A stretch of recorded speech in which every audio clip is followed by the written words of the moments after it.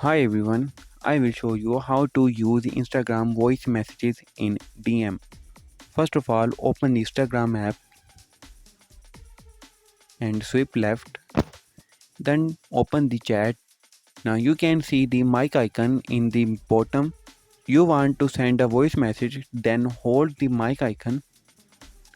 If you don't need to send this voice message, then swipe left to the trash bin. If there is a problem with this video, so ask in the comment. Any problem related to social media and internet, let us know in the comment bar so we can make a video on it.